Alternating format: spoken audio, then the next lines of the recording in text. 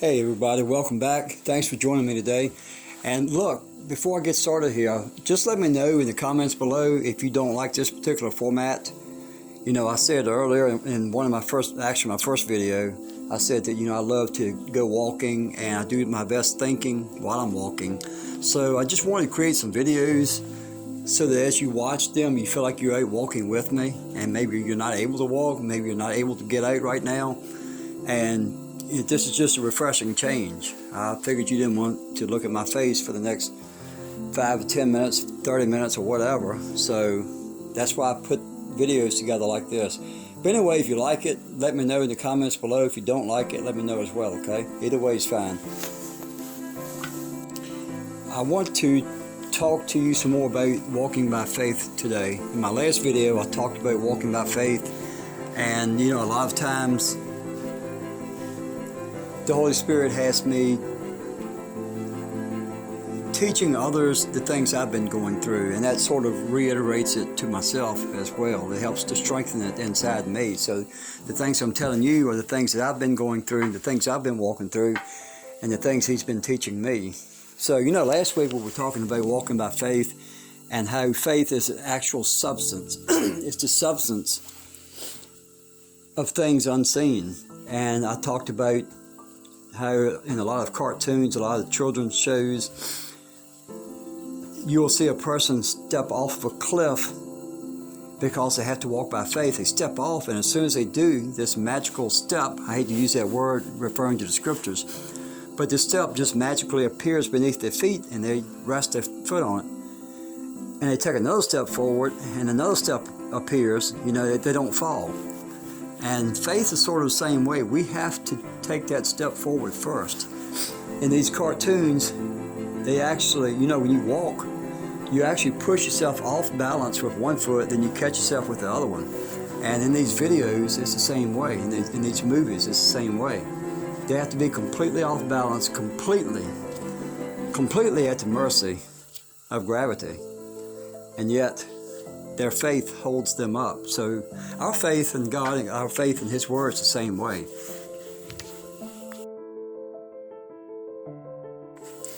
But sometimes we start walking by faith and then we get scared and we take a step backwards, or sometimes we stop altogether. And I've realized lately, or actually for a while now, that we have a choice every day to continue to walk in faith, or we can return to the familiar. The familiar is a very safe place to be. It's our comfort zone. It's what we're used to. It's the way that we used to live, and we know what that's like.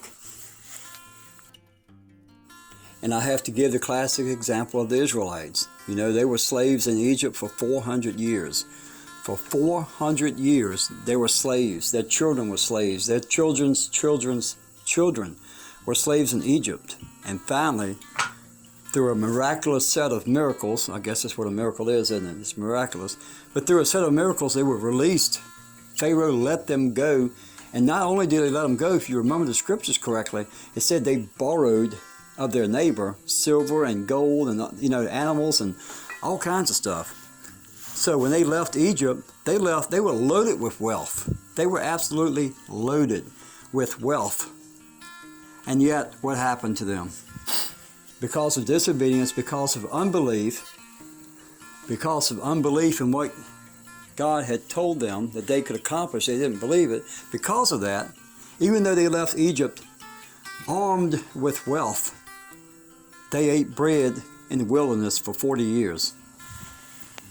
Their children had to inherit their parents' promises.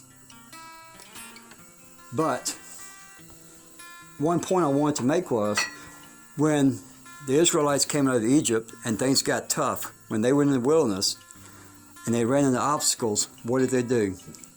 They murmured. They wanted to go back to Egypt. They told Moses, "Oh, it would have been better for us to go back and die in Egypt, or it would have been better for us to go back and be slaves in Egypt. At least there we knew what we had." You see, they walked by faith all this time. They saw the miracles in the wilderness, and yet when things got tight, they wanted to go back to the familiar. Like I said earlier, the familiar is a safe place. It's a very safe place. Even though it may not be the best place in the world for us, we know what it's like. We know what to expect. But walking by faith, oh man, that's a different story altogether.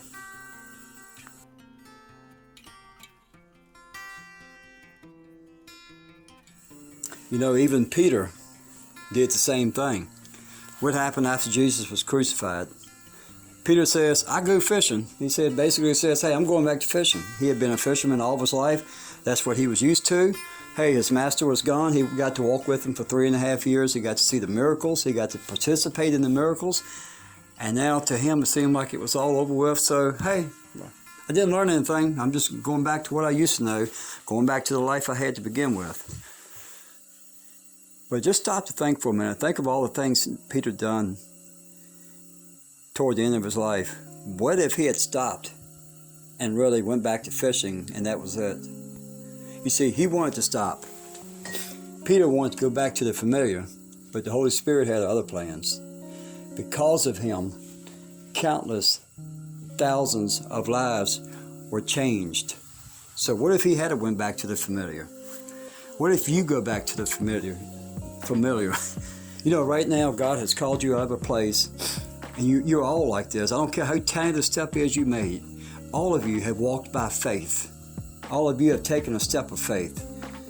And he's calling you to something else. I don't know what that is. I don't know what he's calling you to do, but God is calling you to something greater than yourself. He's calling you to do something greater than what you're able to do in yourself, and that's okay, because it's not you that does it.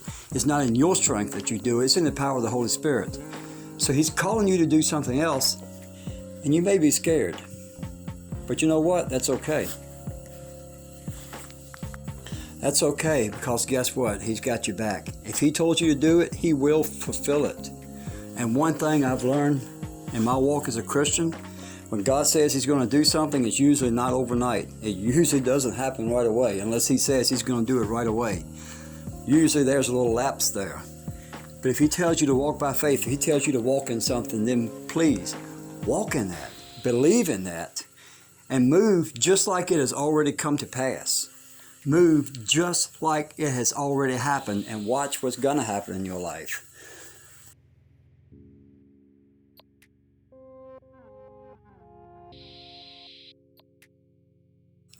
If God tells you that you're going to be a successful businessman or businesswoman one day, and you don't see that yet, you're far from that, don't walk with your head down.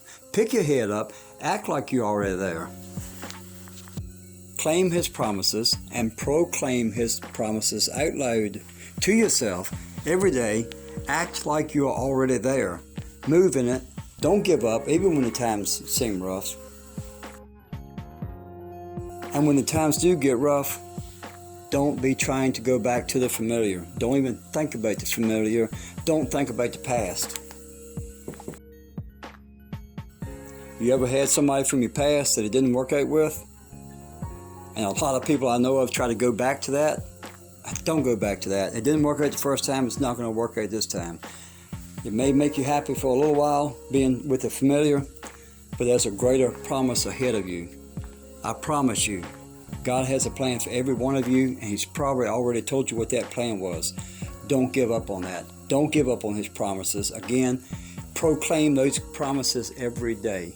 Proclaim them. Don't be scared to say them out loud.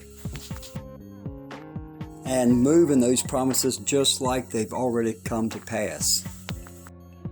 I know some people who are scared to say or to proclaim anything out loud because they're scared the devil's going to take it away. He's going to hear it and take it away. Let me tell you what, he has no power to take anything from you. The only thing that he can do is to convince you to give up. Just like the Israelites, he convinced them that they couldn't take the land even after God told them they could do it. He convinced Adam and Eve that God's promises were not real, so they gave up on it. Don't be like that. Don't give up on the promises that God has already spoken over your life. Because you know what?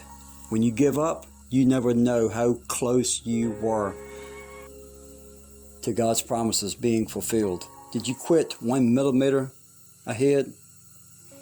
Did you quit just before the promises were going to be fulfilled? Keep walking by faith. Keep stepping forward. Don't go back to the familiar. You've already been in the familiar, and I guarantee you that there are greater blessings waiting for you just in front of you. So thanks everybody for walking with me today. And like I said, please leave your comments below. I would love to hear from you. And let me know what you think of this format. So anyway, you guys be blessed, and I will see you next time.